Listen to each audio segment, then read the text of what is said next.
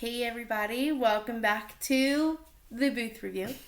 So today is January 1st, 2021. Crazy, we are now out of 2020, so this should be very interesting. So Timmy and I wanted to kind of do a rewind. And a recap, if you will. Of 2020 and go over our top 5 films of each other. So I have my top 5. He has his top 5. I have not seen his. He has not seen mine. Nope.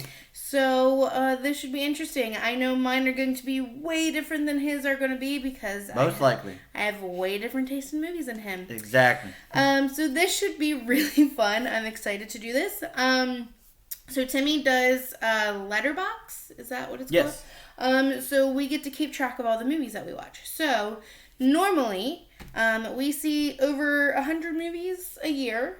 We try to. And it doesn't really ever get to that point, but yeah. This year we saw a little less than 60, so it was a little slim pickings for us, but this should be interesting, so please enjoy. So let's go. We're going to go back and forth, so I'll do one, he'll do one. It'll be fun. This should be interesting. So, one of my favorite top movies of the year was on Netflix called... Let me get it right because I always say the title wrong. Love, Wedding, Repeat. Oh, yeah. So that movie... That's in my 10. It was super cute. It was super funny. I was laughing the whole time. If you haven't seen it, I highly recommend it. Yeah, totally agree. Oh, and by the way, these are in no particular order. No particular order. It was just five kind of like 5. who I saw on the thing. And I was like, I love that one too. It's in my 10. All right. I know it wouldn't be in his 5, but it's whatever. I'll piggyback off of Netflix, and one of my favorites was The Trial of the Chicago 7. Oh, yeah. I was going to watch it, and then literally, guys, sometimes you just don't get in a mood for, like, a serious movie. And you were busy, too, a lot of the time. Yes. Work. Mm-hmm. So I just wanted, like, a nice, like, fun movie. So every time he was like, can we watch it? I'm like, I'm not feeling this type of movie right now, so just go ahead and watch it. Yeah. And I'm sure I would like it. I like movies based off of real things. I think you would have actually liked it. We'll have to catch it together. I will probably have to watch it. But I loved it. It was great. It was great energy. Aaron Sorkin wrote and directed, and it's got an all-star cast. Sacha Baron Cohen, Mark Rylance, Eddie Redmayne. So it's just got some great. It's a stellar cast. Awesome energy. I loved it. Good. About the police brutality and the Democratic Convention years ago. I want to say 1960. I forget what it was, but yeah. All right. So another one from Netflix that I like is off of a book, and it is P.S. to All the Boys I Love You, or that I've loved. It's the second one. It's a sequel. I've always liked the soundtrack. I thought it was amazing. I still get the songs in my head. I'm very excited about the third one coming out. Most likely this Valentine's Day, normally, I think, is when it's going to come out. But I love Noah. I love Laura Jean. I love it. I know it's going to be happening in the third one because of the books. So I'm very excited. I loved it. I loved Jordan Fisher in it. I thought it was great, and I do think it's better than the first one. Sorry, it is a sequel. So yeah, I like that one. That should be coming out. The third one should be coming out Valentine's Day, right? Or around there. I just said that, yeah. Yeah. Okay. I didn't catch that. Sorry. Marriage, guys. Yeah. Right. Great. I really love the music in that one too. Mm-hmm. That was really good. One of mine is, and I would have never expected this. So this was from Disney Plus, who didn't give us a lot of original movie content this year. They gave us some, but Safety. I knew you were going to put that. The football movie, Safety. I am a ball coach. I'm a football coach. So, and I did not expect that movie to hit me like it did, nor did I expect to like it as much as I did. Yeah. It was good. It was very good. I had it actually on my list, and then I scratched it out and I put something else there. But again, it's based off of a true story. Clemson Tigers, right? Yes. So it was good. I think it's like 2.5 hours long. So I don't even think it's that. Yeah, it's. So other than that, it's well worth your watch. It's good for the family. Yeah. Like the little brother was really good in it. Yeah, it's about a guy in college who has to bring his little brother to campus, which is illegal. It's against the rules for family reasons, personal reasons. You can watch the movie and figure that out. Yep. But good I pick. thought it was excellent. it caught me off guard how much I liked it. So Good pick. Good pick. I have to keep looking at my list, guys. I'm so sorry. I'm going to go with the next one we actually got to see in theaters. Very exciting. It's an odd choice for me, I believe, but it's because if I see it on, I want to watch it again, and that is going to be Sonic the Hedgehog. I laugh at it all the time. Like, I love funny type of movies. I like did that. enjoy that one. So, yes.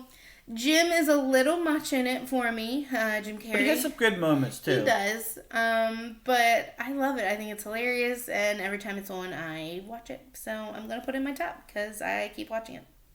I love Sonic. It's a very good pick. It's a good one. pick. It's fun. You didn't miss going to the theaters, and I'll start with. I think that was one of the. It was like the second last movie that we saw. It was before between that and The Way Back, I think, with Ben Affleck that we watched. That was in March or something. Yeah.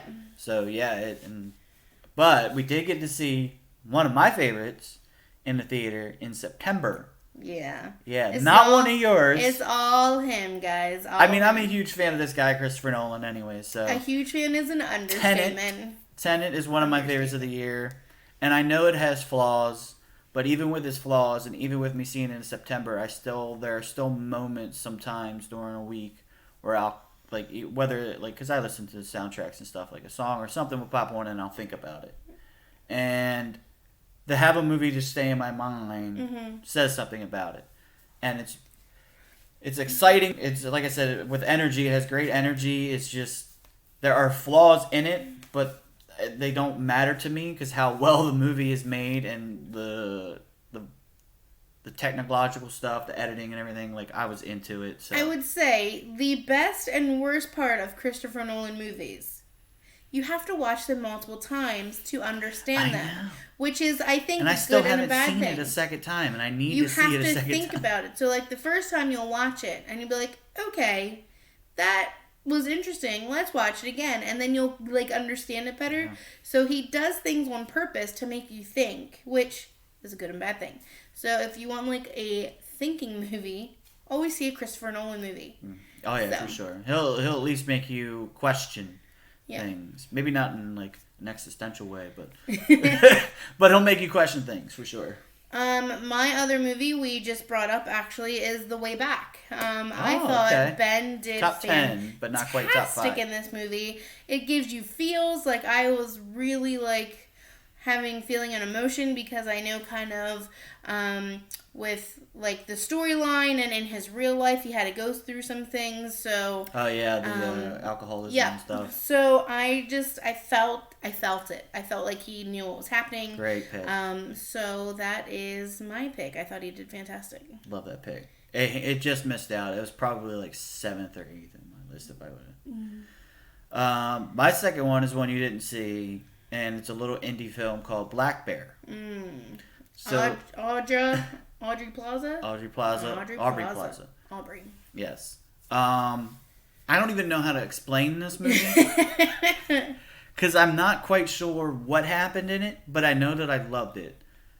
That's all that you need, though. Yeah. Well, it's like another thing. Like I've mentioned before with energy, this movie had nothing but energy and nothing's happening. Like I don't even know. Like. It's very intriguing. Again, I didn't see it, and it's kind of like two different movies, if you will, because things happen, and then there's a break, and then things happen with the same characters, but in different roles. Oh, so it's like Hamilton. Yeah, I think. Okay, yeah, a little bit. Oh, if you haven't seen Hamilton, that's what happens too. So, but yeah, I just was into it. I found myself laughing and through a lot of it, even though there's probably parts you shouldn't laugh at. And that's my type of humor, to laugh at things that you're not supposed to laugh at. My last pick is going to be super controversial. Ooh. Because especially lately, you can probably already assume what it is.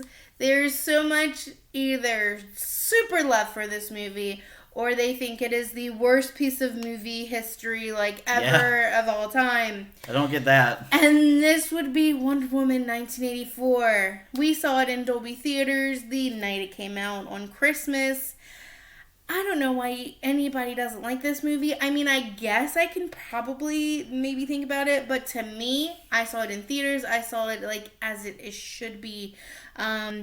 I thought Gal did amazing. I think Kristen did okay. Pedro was great. Chris was great. Chris Pine, yeah. The story made sense. The bringing him back made sense. People were really upset about how he came back and all of that stuff. I get it. Yeah, I can understand that flaw, if you will, but people, it's a movie, and it's based off of a fictional character. Exactly. So. Like, get over it. It's a great movie. Get over it. Those are my top. It was in my 10 for sure. It was in my 10. Didn't make the 5. It was in my 10. And I agree with you. I'm very excited. We had a ton of fun with that movie. It was so fun. Yeah. And like while you're watching it, you're like, oh, this is happening. Oh, this is happening. And then they're like, oh, well, if she could do that in this movie, why didn't she do it in BVS? And I'm like, what? Who said that she? Who just didn't That's do not it? so much a flaw in the movie. It's a flaw on DC and Warner Brothers not having true leadership and how they want to structure this thing. Don't hate on this movie. It's not their fault that this one was made after Let that Patty one. Jenkins run the whole thing, and it'll be fine. Yeah. I like the movie. Get over it. Yeah, I'm with you. What's your last one? Lastly is another indie movie. Of course it is. Yeah, so this one I just saw very recently. It's available on Amazon Prime if you have it. It's called The Vast of Night. Ooh, I have no idea what he's talking about. This one is another one that caught me by surprise. I caught a few recommendations for it from other reviewers and stuff. So I figured I'd give it a try. It's only about an hour and a half long. Mm-hmm. And essentially it takes place in the 1950s. And it's about this radio host and this...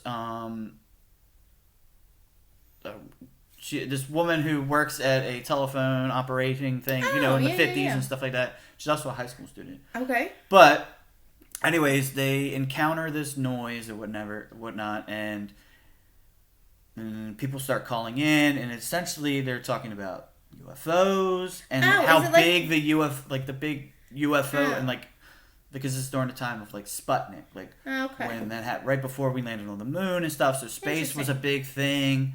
So there's a little bit of paranoia around it. Got it. And some of the camera work is the best of the year. Oh. The very best of the year. It's fantastic. There's one takes, me and my one takes, where it glides through the town. This camera moves through the town, and I thought they did it with a drone, and that's not the case because I watched it and then I wanted to learn how they did it. And they took the camera, and the guy walks with it, and then he sits on top of a go-kart, and the guy drives around the town in the go-kart through yards and stuff. And then they grab it, and they hoist it up into another thing, and it goes through this other area, and then it comes down, and another guy grabs it, puts it back on the go-kart, and it was exceptionally well done, and I really loved it. Great dialogue, unexpected good acting. Perfect. Yeah, I was into it. Awesome. Totally into it. I'm going to hold up mine really fast. Not upside down. There you go. Upside down. So these are Aries topics. That's me. So these are my top 5. And then Timmy's, we just wanted to write it just in case you forgot. Yeah, just see if you want to screen grab it or something. So I got on here where they're available: Prime, VOD, Disney Plus, and Netflix. But we are very excited about 2021. Some movies are coming out. Movies are definitely coming out, whether it's streaming like HBO Max and Netflix or theaters. So hopefully they actually come out and we can watch them. We just actually officially ordered a new camera, so hopefully this might look better. I don't know if you've ever noticed Timmy just talking about one takes. All of our videos are one takes, so we might be able to do some editing. So we shall see. So let us know what your top 5 movies some of your are. favorites. We would love to talk about it. But we were going to even do our least favorite, but that might be a little too much. But let us know if you'd like us to do it. We might post it on our Facebook page if you join us there, the Boothe Review on Facebook. So we have a Facebook group called the Boothe Review. You can come. We do like fun polls, discussions. We just finished Bridgerton on Netflix. I really liked it. It is a book series. We're literally going to start the Queen's Gambit, the chess one on Netflix. So we're going to try to get some series in so we have more things to review. So let us know, and let's have a good and happy, healthy 2021. Let's go. All right, bye everybody. Bye.